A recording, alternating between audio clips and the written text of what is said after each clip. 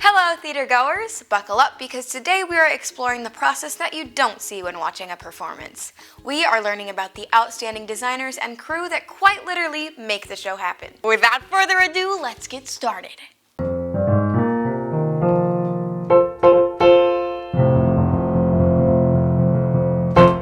Although we may not realize while watching a performance, everything we see and hear is purposeful. Many of the details that move the story along go unnoticed by the audience. These effects aren't designed to stand out, but rather to blend together seamlessly to create the world of the script. There are set designers, costume designers, sound designers, lighting designers. Light designers? How do you even design light? It's not like you can tell a light bulb what to do. Well, you kind of can, but they probably won't talk back. But that's the thing, even the smallest glimmer of light that we see shining down on the actors is meant to be there for a specific reason. Like what? All of these behind-the-scenes features are supposed to immerse or engage the audience in a story. Think about it.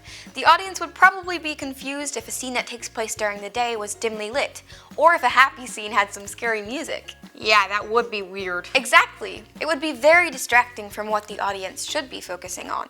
All aspects of the show must flow together to make an enjoyable experience. That's why the role of the designer is extremely important. But the designers have some vague directions to follow. Can you guess where these directions come from? The director. Yep, the name must have given it away. Most creative decisions start with the director because they have the vision for how they want the production to look like. So the director directs the designers on a basic idea of what they would want to see. Then the designers take those instructions and make it their own. Kind of like actors do, which we learned about in the last episode. And the directors get their directions from the script? Yes, sometimes they like the show to look exactly how the script intended, but other times they like to use creative freedom to make it look completely different. This is usually because they like to share a powerful message in an artistic way. What do they change? Well, a big part of the production that would make a huge difference is the set. Set design has to do with scenery, furniture, and properties used to establish an environment. In other words, everything that's around the actors that would make their location clear. Context is super important. The set has to be accurate to the time of the show, the destination, and it has to make the audience feel like they're really there so they can connect with the performers. What are properties? Like in science? Definitely not like science. Properties are the objects handled by the actors during the performance. These are usually written into the script by the playwright if they have significance to the story. But if you don't want to call them that whole word, you can just say props for short. What happens when the actors aren't using them? The stage crew typically handles the props and set pieces when they're not being used. This hardworking group of people are the invisible storytellers. I say invisible because they're not a part of the production on stage under the lights, but they do the technical jobs backstage to make the story seamless. What? I just thought everything just magically appeared. But that makes more sense. It's still quite magical. They work super hard to make sure that the audience is fully in the moment. It would be a little bit distracting to see the actor carry on their own house. So, now let's take on the set designer's role. Ooh, okay, this is fun. Alright, you're gonna need a piece of paper, something to draw with, and a wild imagination. But I know you've already got that one. Aw, thanks. Okay, so think of a place that you know really well. One that you think you could describe without blinking twice. Maybe it's your bedroom, your favorite restaurant, or your classroom. Now take a moment to draw that place. Call me Picasso or Da Vinci, if you will. Here's mine. Definitely should be framed. So, putting our set designer hats on now, think of how that room would change if we were in a completely different era. What would that room look like if we were in a completely different galaxy? What colors would you use to change the mood of the scene? And what style of furniture would the room be filled with? Well, this is my room as an underwater fast food cookie restaurant. I knew your imagination wouldn't disappoint. That's a stunning piece of artwork. And guess what? That's one of the earliest steps of designing a set. What? This is so cool! I want to be all of the designers. Another awesome aspect of theater is costume design. Costume design is a lot like dress up, which I loved as a kid.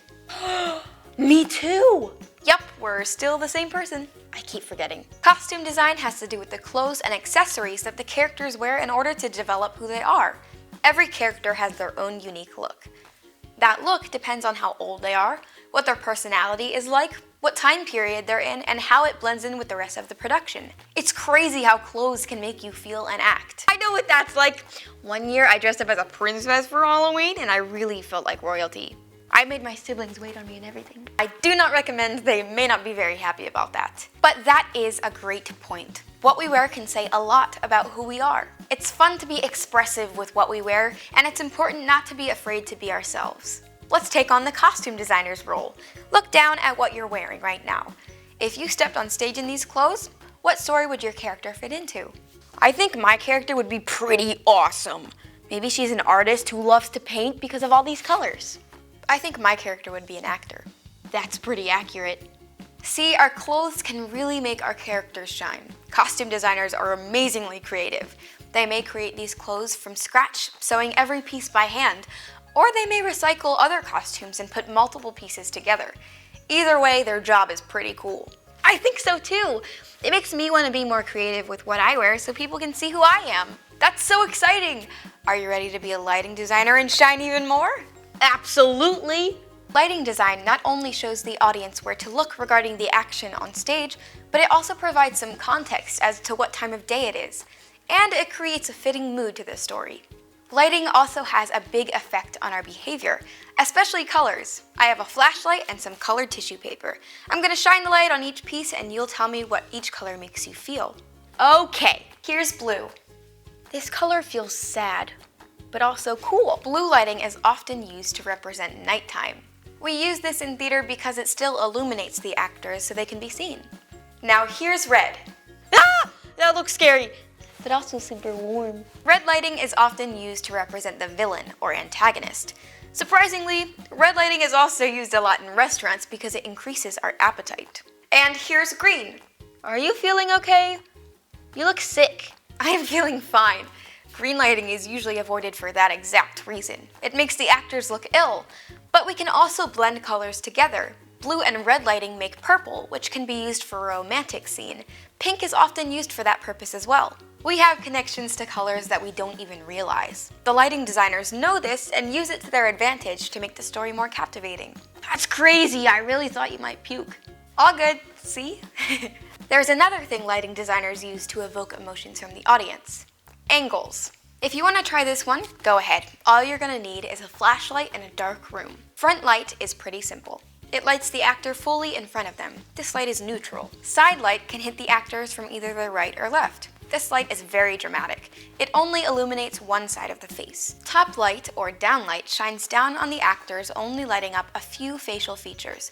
This is often used when interrogating a character. Uplight shines from the floor upwards towards the actor and creates an unsettling, exaggerated expression.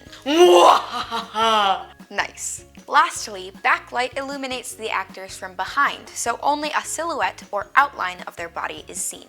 That's fun! Now I see why they use that lighting in campfire stories. It looks really creepy. Pretty interesting. But we have one more aspect of design to discuss today. Let me guess. Sound? You got it! Sound design includes special effects and music to enhance the scene's events. Sound effects are also used when certain noises can't be heard from stage. And we also use them when the noise's source is off stage. These actors are baking chocolate chip cookies. Yum! But there are some sounds that we can't hear from far away. So how does the scene feel when there's an absence of sound? Definitely weird. She cracked an egg, but I didn't even hear it. Well, in order for the scene to make sense to the audience, we, as sound designers, need to fix that issue. Which one do you think best fits the sound of cracking an egg?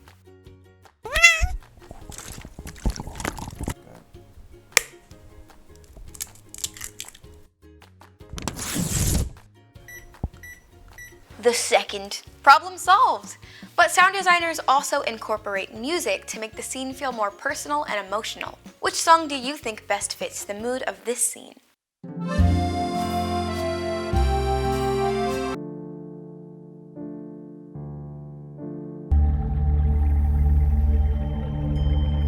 The first! We're just baking cookies, not running from a monster. Wow, all of these small details are so essential to help the audience connect to the story. Maybe baking cookies is scary to you, but I think the first was the best choice too.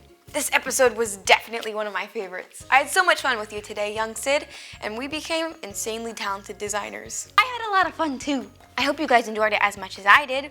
Thank you so much for joining us while we all learn a little bit more about theater and storytelling. Don't forget to watch the next episode where it's showtime! Thank you and good night.